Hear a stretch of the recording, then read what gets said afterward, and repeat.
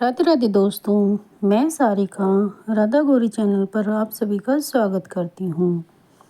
आज हम हनुमान जी की बहुत ही अच्छी कहानी सुनते हैं। तो चलिए। महावीर सब्जी का ठेला लगाता था। वो रोजाना बाजार के रास्ते में पड़ने वाले हनुमान जी के छोटे से मंदिर में माथा टेकते हुए अपने काम पर जाता था। यह उसका नियम था। महावीर का दोस्त मदन भी सब्जी का ठेला लगाता था। दोनों अक्सर साथ ही घर से सब्जी बेचने निकलते थे। अरे मदन, तू 5 मिनट रुक, मैं हनुमान जी के मंदिर में माथा टेक लूं, फिर चलते हैं। ठीक है, जल्दी कर, वैसे भी इतनी चिलचिलाती धूप और गर्मी में मेरे से खड़ा नहीं हुआ जा रहा। हाँ हाँ, बस थोड़ी देर लगेगी। जय बजरंगबली, आपकी सदा ही जय हो। पंडित जी, आज बड़े ही दिनों बाद आपसे मिलना हुआ। हाँ बेटा, गर्मी बहुत पड़ गई है और थोड़ी तबीयत भी ठीक नहीं थी, इसलिए मंदिर आना नहीं हुआ। पंडित जी, मंदिर में बहुत गर्मी पड़ रही है। हनुमान जी को कितनी गर्मी लगती होगी। सोच रहा हूँ एक पंखा हनुमान जी के लिए भी लगवा दूँ।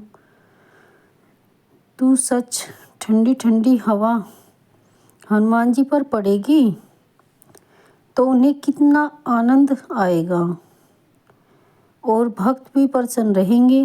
यह तो बहुत उत्तम विचार है कि तुम हनुमान जी के लिए पंखा लगाना चाहते हो। ठीक है पंडित जी, फिर मैं पंखे के लिए अलग पैसे जोड़ना शुरू कर देता हूँ और कुछ दिनों में ही एक पंखा लाकर हनुमान जी के मंदिर में लगवा दूंगा। महावीर, कितनी देर हो गई। बस आया मदन। अच्छा पंडित जी, चलता हूँ। ये बात जब उसने मदन को बताई तो मदन जोर जोर से हंसने लगा। अरे तू तो हनुमान जी की भक्ति में बिल्कुल पागल हो गया। हनुमान जी की इच्छा होगी तो जल्दी पैसे जोड़कर मैं पंखा खरीद लूँगा। जो होता है सब उसकी कृपा से होता है। अगले दिन से ही महावीर ने थोड़े थोड़े पैसे बचाने शुरू कर दिए। सुजाता, ये लो 200 रुपये, उन्हें उन पैसों में ही मिला दो जो मैंने तुम्हें हनुमान जी के पंखा लाने को जोड़ने के लिए दिए थे। अब तो आप पंखा खरीद सकते हो और लगवा भी सकते हो। हाँ सुजाता, इसी खुशी के दिन का तो इंतजार था। बस कल बाजार जाते हुए पंखा खरीद कर रख लूँगा, फिर शाम को किसी बिजली वाले को पकड़कर मंदिर में लगवाता हुआ आ जाऊँगा। अगले दिन महावीर और मदन काम पर जाते हैं। रास्ते में महावीर एक पंखे की दुकान से पंखा खरीद लेता है। यह देख मदन, इतना बढ़िया पंखा मिल गया है। बस अब शाम को बिजली वाले को लेकर पंखा लगवा दूंगा। ये तो बहुत बढ़िया पंखा खरीद लिया है। सही है, अच्छा है, लगवा दे। काश यह नया पंखा मेरा हो जाए, फिर तो मज़ा ही आ जाएगा। इतना पुराना पंखा लगा हुआ है, हवा भी नहीं आती। अगर मैं इसका ये पंखा चोरी कर लूँ तो इसे क्या पता चलेगा।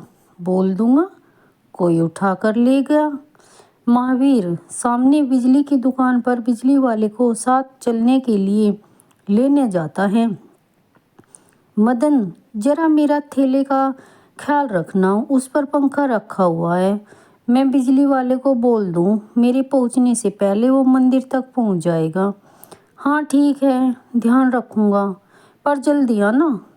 महावीर जैसे ही बिजली वाले को सामने की दुकान से बोलने जा रहा था, मदन झट से उसका पंखा चुराकर अपने थैले के नीचे बनी जगह में दबा देता है और पानी पीने जाने का नाटक करता है ताकि महावीर को उस पर शक ना हो।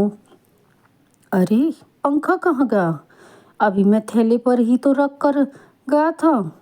और यह मदन कहाँ है? वह तो सामने पानी पी रहा है। मदन, ओ मदन, जल्दी आ। अरे मेरे थैले पर पंखा नहीं है। मैंने तुम्हें बोला था कि मेरे पंखे का ख्याल रखना। अरे मुझे थोड़ी पता था कि 1 सेकंड के अंदर कोई उठा कर ले जाएगा। मैं सामने से पानी ही तो पीने गया था, अब इसमें मेरा क्या दोष है। हे बजरंगबली, मैंने तो बहुत मन से पैसे जोड़कर पंखा खरीदा था, अब मैं क्या करूं, पता नहीं पंखा कौन चुरा कर लेगा। महावीर थैला लेकर उदास मन से घर आ जाता है तो सुजाता उसे तसल्ली देती है, पर महावीर का मन ही नहीं लग रहा था। उसे पंखा चोरी होने का बहुत दुख था। उधर मदन पंखा लेकर घर पहुंचता है। अरे वाह, अब आएगा मजा। अभी कुछ दिन का सब्र करता हूँ, कहीं महावीर ना आ जाए और वो नया पंखा लगा देखेगा तो उसे शक होगा। सरोज, यह पंखा वहाँ पलंग के नीचे रख दे। अभी मदन अपनी पत्नी सरोज से बात ही कर रहा था कि उसके घर पुलिस आ जाती है। साथ में एक व्यक्ति भी मौजूद था। इंस्पेक्टर साहब, इसने मेरी दुकान से पंखा चुराया है। पंखा मैंने आपको सही जानकारी दी थी ना, देखो पंखा वो रखा है, इसे गिरफ्तार कर लीजिए। आप ठीक कह रहे हैं मिस्टर हनुमंत। हवलदार, इसे गिरफ्तार कर लो। चलो चलो, तुम्हें चोरी के जुर्म में गिरफ्तार करते हैं। पर मेरी एक बात तो सुनिए इंस्पेक्टर साहब, मैंने इनकी दुकान से कोई पंखा नहीं चुराया, मैं तो इन्हें जानता तक नहीं। मेरी बात का विश्वास कीजिए इंस्पेक्टर साहब, ये ऐसे नहीं मानेगा, इसे जेल में डालना ही पड़ेगा। अच्छा, इससे कहो कि ये पंखे का बिल दिखाए जहाँ से उसने खरीदा है। अचानक महावीर भी वहाँ पहुँच जाता है और अपना पंखा मदन के घर देख लेता है। मदन, तुमने मेरा पंखा चुराया? इंस्पेक्टर साहब, ये पंखा तो सुबह चोरी हो गया था। मैं तो किसी व्यक्ति ने कहा कि मदन ने मुझे जल्दी घर आने को कहा, मैं घबराया हुआ आया और ये सब देखा। इंस्पेक्टर साहब, यह पंखा महावीर का है, उसने यह सुबह खरीदा था। सच्चाई तो यह है कि यह पंखा मदन ने महावीर का चुराया है। मैं तो बस सच्चाई सामने लाना चाहता था, मुझे माफ़ कर दे।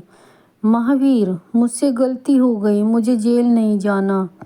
इंस्पेक्टर साहब, मदन को छोड़ दीजिए, मुझे इससे कुछ नहीं कहना, पर आज के बाद मेरी और तेरी दोस्ती खत्म। तू अपने रास्ते, मैं अपने रास्ते। अरे, वो सज्जन पुरुष कहाँ चले गए? चोर को पकड़वाने के लिए हमारे साथ आए थे, उनका काम पूरा हो गया और वो चले गए। मदन, महावीर के कहने पर हम तुम्हें छोड़ रहे हैं, आज के बाद ऐसी गलती फिर ना करना। इंस्पेक्टर साहब, उनका नाम क्या बताया था आपने? हनुमंत। नाम सुनकर महावीर रोने लगा। वो समझ जाता है कि साक्षात हनुमान जी आज उसकी मदद के लिए आए थे। ये सब लीला हनुमान जी की रचाई हुई थी। घर जाकर महावीर सारी बात अपनी पत्नी सुजाता को बताता है। उसकी पत्नी की आंखों में खुशी के आंसू आ जाते हैं। दोनों मिलकर हनुमान जी के मंदिर जाते हैं और नया पंखा लगवा देते हैं। तो दोस्तों, बताइए आप सभी को ये कहानी कैसी लगी, प्लीज़ कमेंट करके बताइए आप सभी को कैसी लगी, और मेरे चैनल को लाइक और सब्सक्राइब भी कीजिए दोस्तों, मुझे सपोर्ट कीजिए ताकि मैं आगे भी आप सभी के लिए अच्छी अच्छी कहानी लेकर आऊँ। Thank you.